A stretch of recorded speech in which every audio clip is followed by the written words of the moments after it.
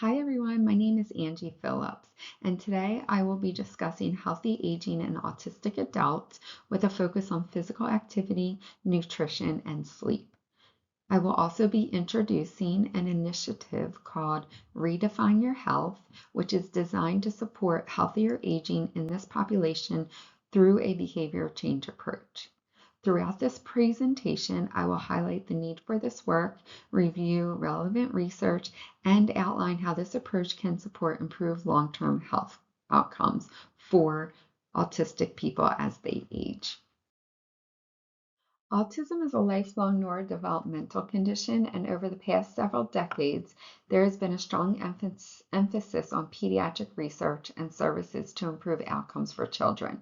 That work has been essential and has significantly advanced early identification and access to care.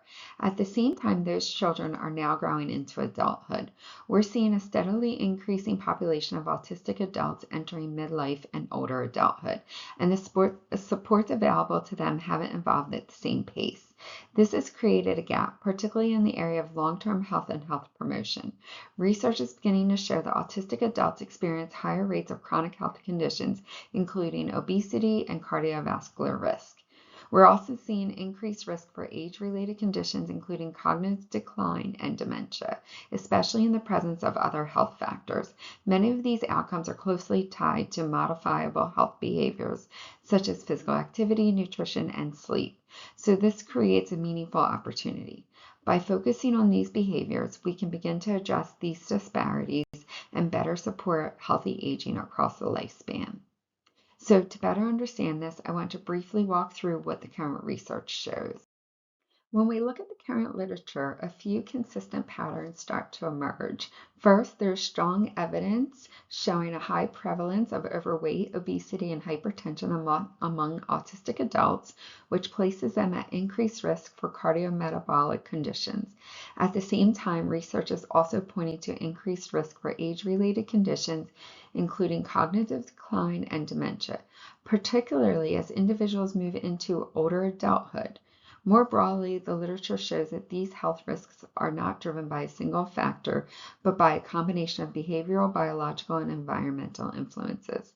This includes things like lower levels of physical activity, challenges with nutrition, sleep disruption, and chronic stress over time.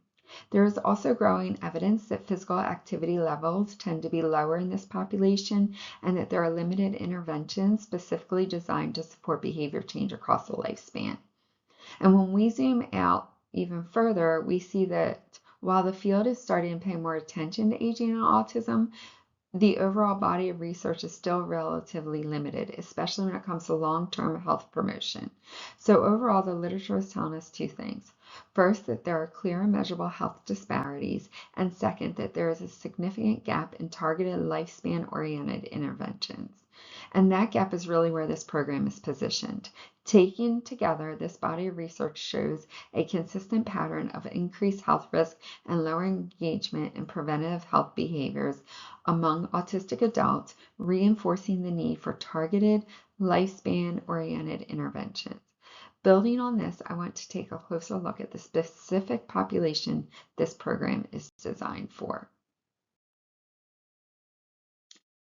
The Redefine Your Health program is designed for autistic adults between the ages of 40 and 75 and older, with a focus on individuals living in the community. This age range reflects midlife and older adulthood, when cardiometabolic risk and other age-related health changes begin to increase. This population includes individuals with a wide range of cognitive abilities and support needs, which is important to consider when designing and delivering health promotion programs. As this group ages, they are at increased risk for sedentary lifestyles, poor nutrition, and sleep disturbances, all of which contribute to long-term health outcomes. At the same time, there are important barriers that can limit engagement in health-promoting behaviors. These include a lack of autism-informed programs, sensory and environmental challenges, and limited access to services that are both appropriate and inclusive. Taken together, these factors highlight the need for interventions that are not only evidence-based, but are also flexible, accessible, and responsive to individual needs. The literature makes it clear that there are significant health risks and disparities affecting autistic adults as they age. The more important question becomes, what are we doing about it? Many of these risks are closely tied to modifiable health behaviors, including physical activity, nutrition, and sleep. These are areas where intervention has the potential to make a meaningful impact. However, these challenges do not exist in isolation. Autistic adults often face systematic and environmental barriers that make it more difficult to engage in healthy behaviors. This includes limited access to programs that are designed with their needs in mind, as well as sensory and structural challenges within existing health systems. At the same time, there are very few interventions specifically designed to support behavior changes in autistic adults across the lifespan. This creates a clear gap between what we know from the research and what is currently available in practice. And that gap is what this intervention is designed to address. This program is guided by the trans-theoretical model, which is a behavior change framework that focuses on how individuals move through different stages when adopting new health behaviors. Rather than assuming that everyone is ready to make a change at the same time, this model recognizes that people are at different points in their readiness.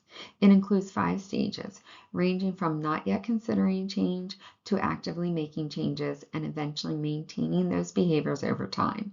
What makes this model particularly useful in this context is it allows for a more individualized approach. Instead of using a one-size-fits-all strategy, interventions can be tailored to meet individuals where they are.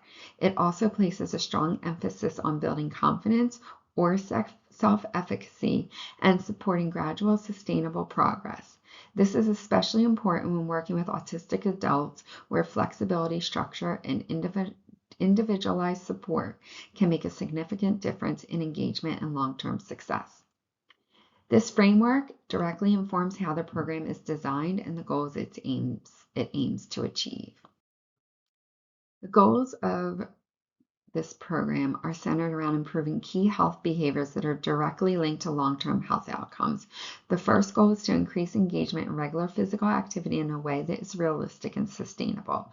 The second is to improve nutrition habits with a focus on building patterns that support overall health rather than short-term changes. The third goal is to support consistent and healthy sleep routines, which are often overlooked but play a critical role in both physical and mental health. In addition to these behavior-focused goals, the program also emphasizes building confidence in the ability to make and maintain these changes over time. Ultimately, the broader goal is to support long-term health, independence, and overall quality of life as an autistic adult ages.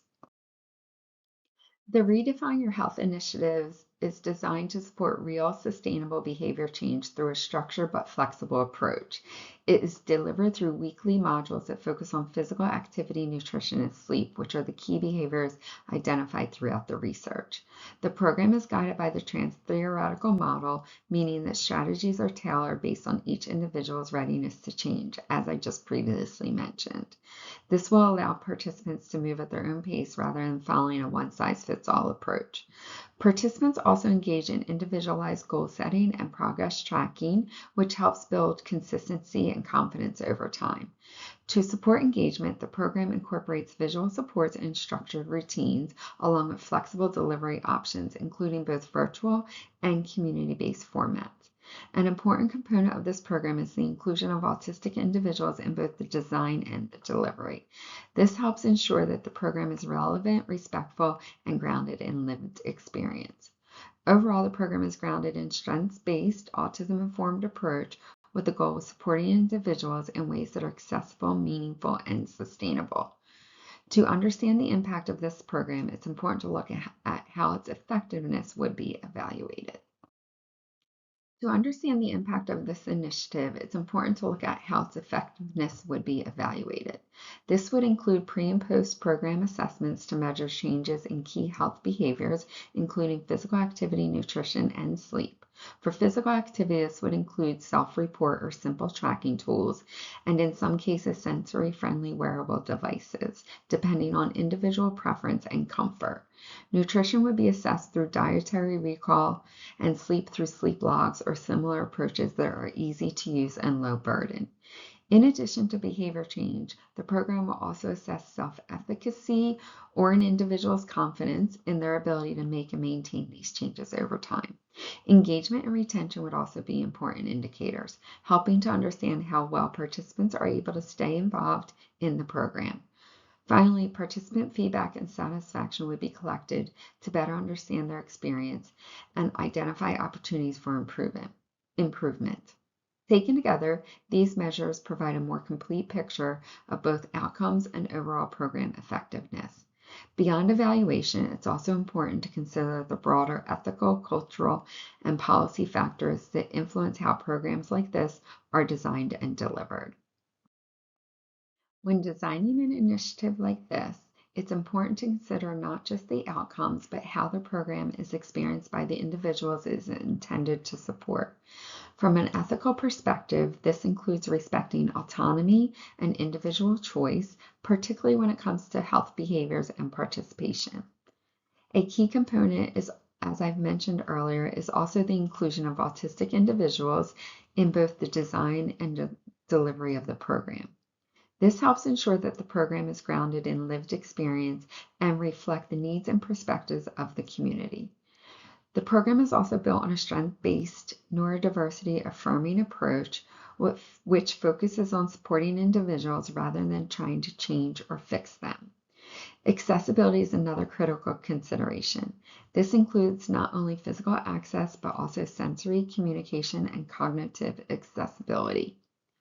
Cultural responsiveness is also important, recognizing that individuals bring different backgrounds, experiences, and preferences. This should be reflected in how the program is delivered. Finally, it's important to acknowledge the broader systematic barriers that can impact access to care and participation, and to design programs in ways that help reduce those barriers rather than reinforce them. It's also important to consider broader policy factors such as access to insurance coverage and preventative services, which can influence whether individuals are able to engage in activities like this. To close, I want to briefly summarize the key takeaways from this presentation.